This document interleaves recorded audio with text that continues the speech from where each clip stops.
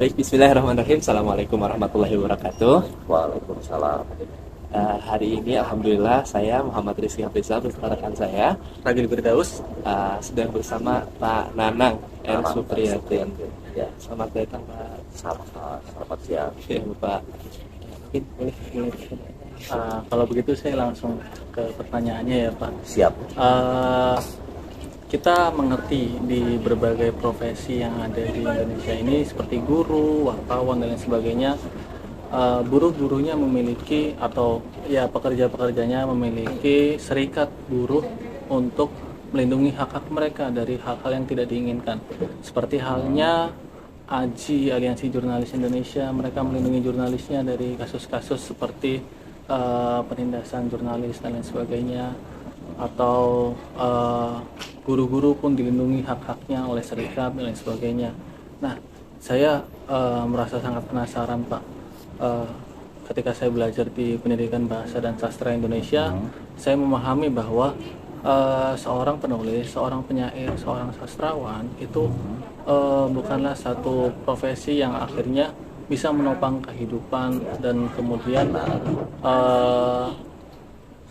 punya banyak risiko juga, seperti halnya kalau ngomongin plagiarisme, banyak yang plagiat. Kalau ngomongin soal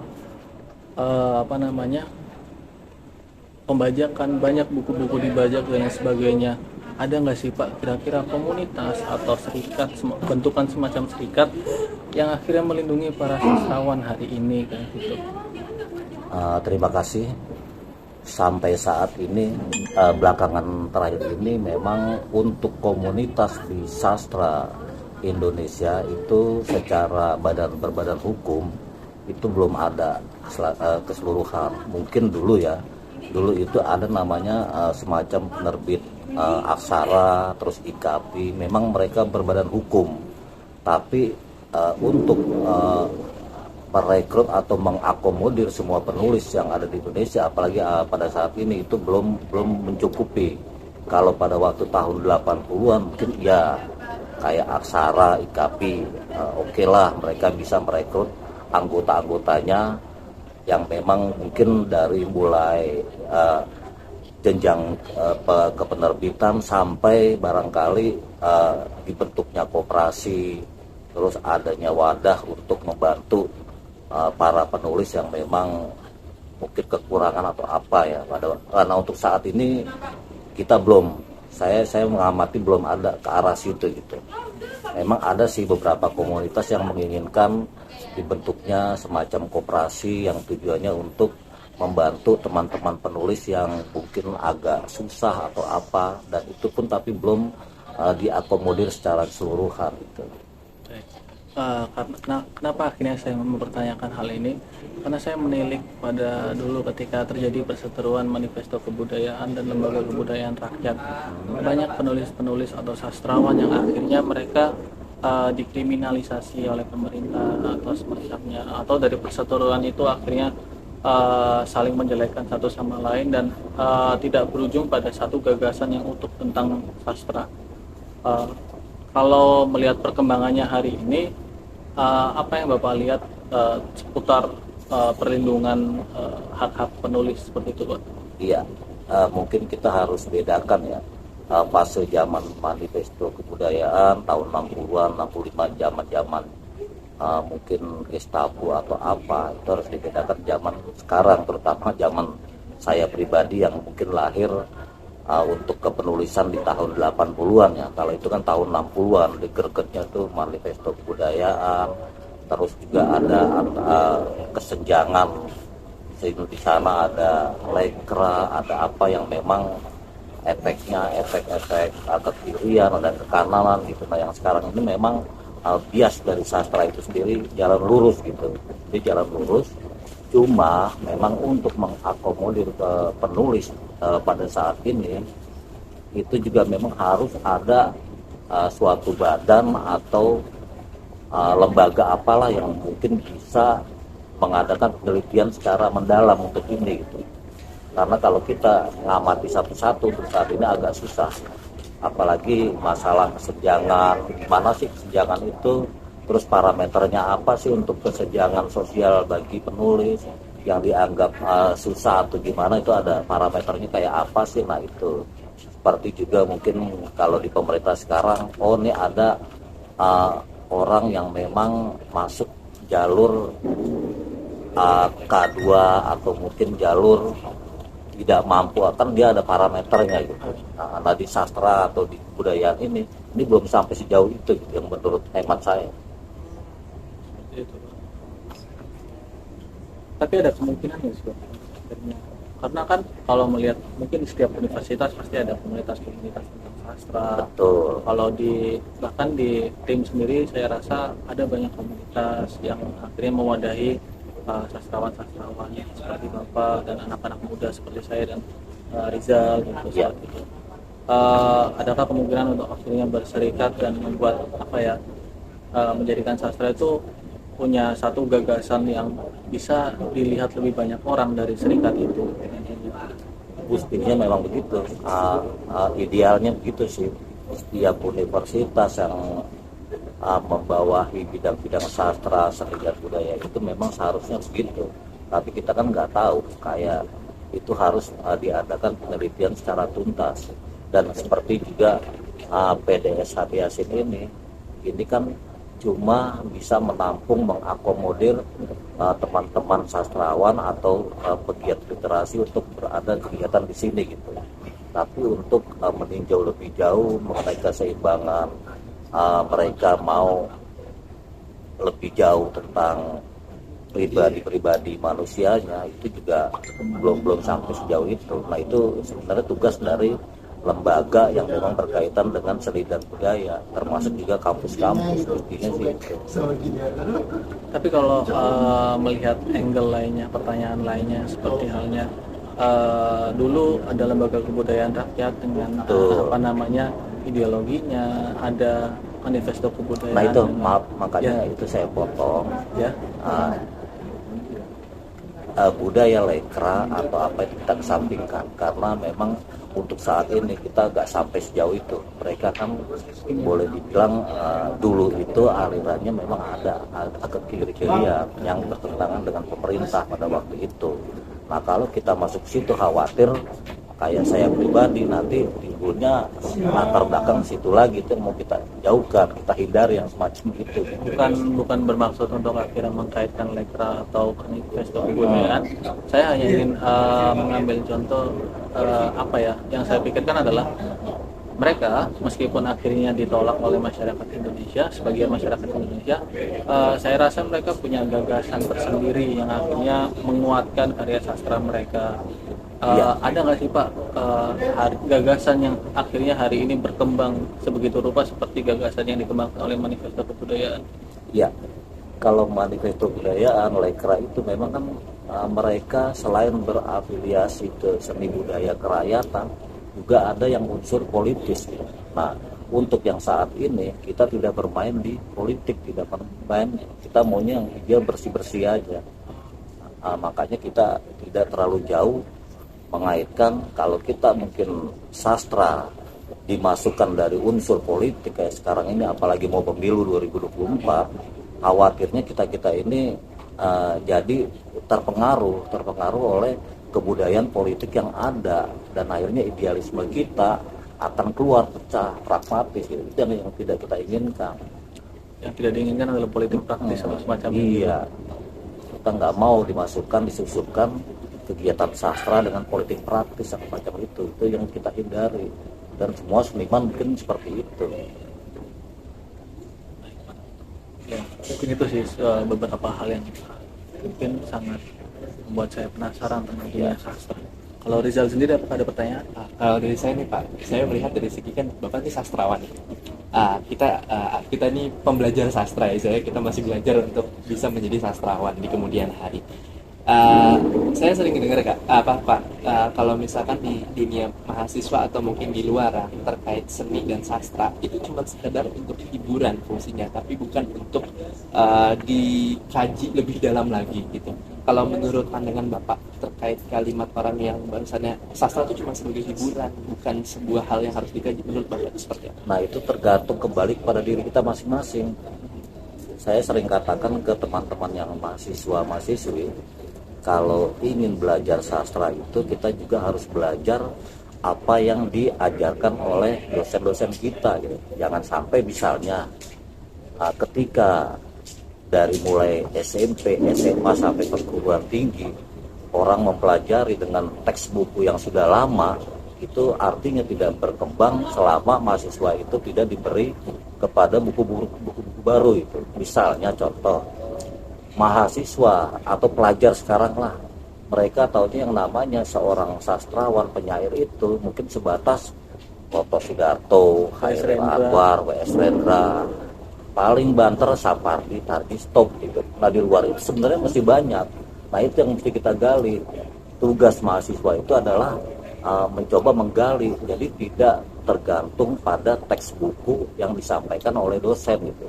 Terkadang dosen itu kan bermain pada teks buku yang sudah ada. Nah sementara perkembangan di dunia sastra ini makin meluas, sampai saat ini makin meluas. Nah itu makanya di sini proses semua itu ada, kayak PDSABS ini siap menampung mereka untuk berinteraksi, untuk berkolaborasi baik dengan sastrawan, dengan pelajar, dosen, bahkan apalah yang punya komunitas yang memang bisa berkesenian ke depan, itu mereka siap menampung gitu.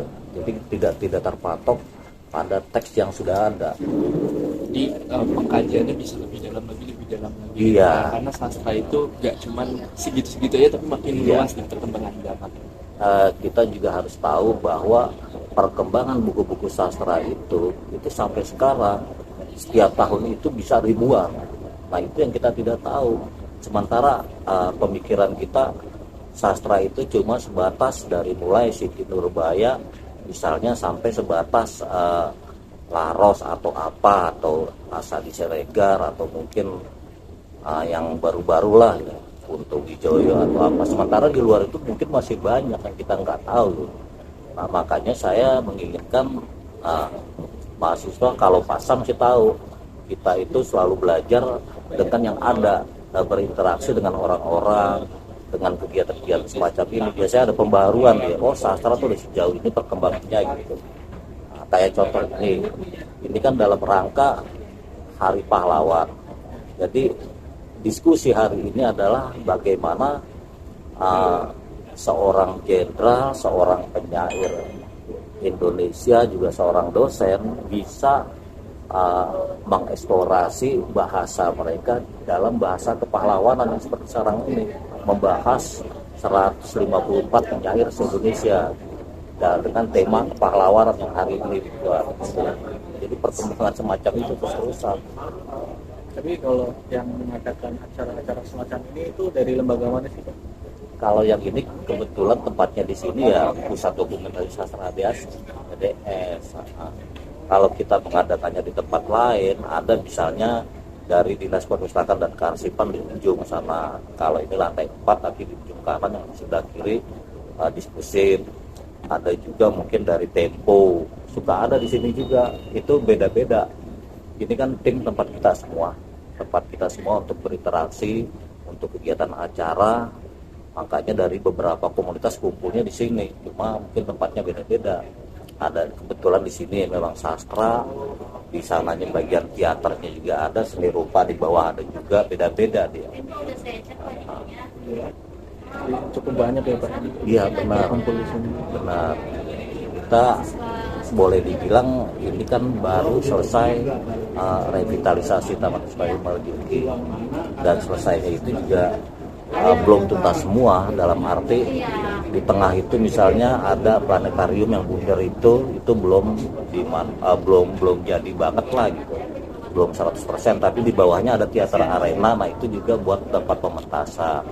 Di sana teater kecil, ada teater besar, ada septim, itu buat tempat pementasan juga. Nah kalau untuk sastra, diskusi, baca puisi semua ada di sini. Ya, sih. Ya di sana juga bisa sebenarnya, di bawah juga.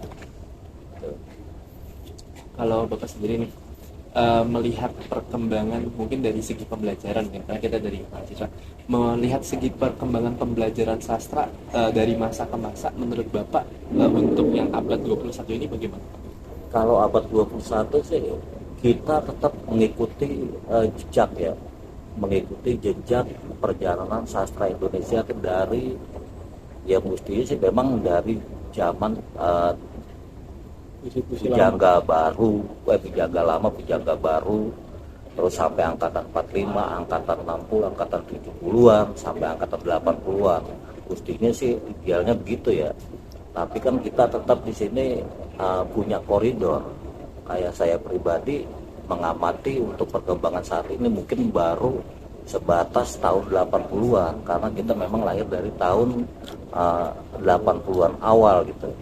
Nah, kita ikuti, kita berjalan proses kreatifnya dari situ sampai tahun 2000-an. Tapi tetap yang namanya sastra pasti punya tonggak-tonggak. Tonggak-tonggak dalam arti gini. Angkatan 45 Hairil Anwar, Asrul Sani sama Rifai Arifin itu 3 menguak takdir orang terkenal gitu kan. Tahun 60-an muncullah yang tadi disebut itu kan, ada gap antara lekra dengan manifest kebudayaan atau apa pada tahun 60-an, karena itu memang zaman politik ya. Artinya perkembangan yang angkatan 66 yang disampaikan oleh Pak Hadi Yasin almarhum itu juga kan masih itu pertentangan, karena waktu itu memang terjadi politik di dalam sastra gitu. Tapi setelah itu ketika muncul angkatan 70-an, nah keluarlah yang mungkin namanya sastra yang agamis lah, sastra profetik, sastra filsuf atau apa gitu. Ketika menuju 80-an baru mulai berkembang yang baru-baru. Nah di situ muncul banyak pertemuan-pertemuan penyair, dari mulai pertemuan penyair 83, 87, terus 96 dan seterusnya sampai saat ini. Tonggak-tonggak itu ada semua. Nah itu yang mungkin harus kita ketahui dan menjadi bahan kita untuk penulisan ke depan. Tapi yang sayangnya menurut saya, beberapa kali saya nanya ke mahasiswa atau pelajar gitu, mereka tidak tahu, pengetahuan mereka cuma sebatas angkatan yang 70-an, yang jauh-jauh ini. Misalnya Joko Pinurbo, oh tahu sebagian gitu kan. Itu sebenarnya juga Joko Pinurbo tuh sama saya sama gitu. Terus Afrizal mana? Oh Afrizal ya udah lebih tahu dulu gitu. Tapi di luar itu banyak sebenarnya ratusan orang di luar yang boleh dibilang sejajaran sama mereka tuh ratusan orang. Nah cuma boomingnya orang-orang itu, kedekatan mereka itu mungkin ya setiap orang kan punya ada tujuan, ada juga pendekatan yang langsung ya. Kalau mungkin beberapa orang dekatnya dengan penerbit ini, saya dekatnya dengan penerbit ini beda-beda. Nah akhirnya perkembangannya larinya memang kepada segmen pasar. Nah, itu. Ya yang bisa maju yang pendekatan pemasarannya itulah yang maju, yang dekat dengan orang-orang atau lembaga yang memang sudah kompeten, punya nama gitu. Itu kira-kira. Terakhir mungkin Pak, ada nggak pesan Bapak untuk kami para mahasiswa khususnya di pendidikan bahasa dan sastra Indonesia terkait mungkin ajakan untuk bisa belajar lebih banyak tentang sastra atau bisa memanfaatkan sastra lebih baik atau gimana? Kalau untuk mengajarkan teori mungkin agak susah ya, tapi saya lihat dari beberapa universitas mungkin juga kayak Elvitiana Rosa ya, itu kan dari WJ juga ya. Mereka sering membawa mahasiswanya ke sini untuk kuliah umum. Jadi kuliah umum misalnya tentang novel Kak Usman di sini waktu 100 orang dibawa. Nah di situ diajarkan ini loh cara membahas novel sastra yang benar, kira-kira gitu. Pak Samukhtar Chan juga sama istrinya Ibu Tuti sering membawa mahasiswanya untuk kita sama-sama berkolaborasi di seniman saat ini berbuat untuk sastra ini loh bagusnya gitu. Jadi tidak terpaku pada buku-buku sastra yang ada gitu, tapi lebih familiar kepada edukasinya kepada masyarakat. Itu yang akan timbul kalau kita cuma tahu oh pengen pinter dengan teori ini, Tidak harus misalnya kita cari di PDS banyak. PDS perpustakaan kita cukup minta buku si A yang penting dari pengarang sastra ya. Se-Indonesia itu ada semua di sini. Dan kita bisa belajar mau apa aja dari mulai angkatan lama dari 28 tahun 30-an, 40-an, 50-an sebelum Khairil itu ada semua di sini. Suta Tahrir Ali Sabana saya meminta dong bukunya Geronta Asaura disiapkan sama mereka. Mau buku 3 Menguak Takdir Khairil disiapkan. Nah, saya mau belajar tentang seni, sastra, budaya, lekra ada di sini. Tinggal minta aja gitu. Dan itu bisa kita pelajari ketimbang kita nyari-nyari melalui internet atau itu bikin kursus. Gitu. Kalau di sini semua ada. Semuanya ada gitu. Di sini ada pusat dokumentasi sastra Yasin, di sana ada dinas perpustakaan dan kearsipan itu lengkap. Cuma yang di sana sifatnya agak umum, sastranya ada cuma umum dia. Ada misalnya kedokteran, ada apalah kalau di sini sastra semua. Lengkap ini semua. Jadi kita untuk membaca sejarah sastra Indonesia sebenarnya di sini udah lengkap. 100% lengkap. Itu bahkan sampai yang kemunculan sastrawan pada tahun 80-an, 90-an itu ada semua. Diarsipkan dan Diarsipkan. Kita bisa minta ketimbang kita keliling Jakarta atau Indonesia itu belum tentu ketemu. Tanya tentang Habib Yasin, Khairil di sini lengkap bukunya semua. Tanya Rifai Afin, Suta Tahrir, atau mungkin zamannya Siti Nurbaya ada semua.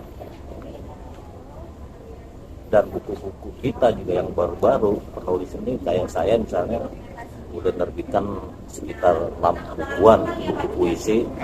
Kalau antologi udah di atas 50 lah, ada semua di sini. Asal disebutkan Pak saya mau cari ini untuk dari mahasiswa WJ, dia mau cepat dicari. Kayak anak-anak ini sama semua. Universitas sering berkunjung kemari, Pak. Iya. Mereka survei sekaligus mau meneliti kebanyakan. Dan itu dikasih kesempatan terbuka. Makanya kayak WJ, Ibu Selvi apa sih? Usaha Pak San itu sering kesini.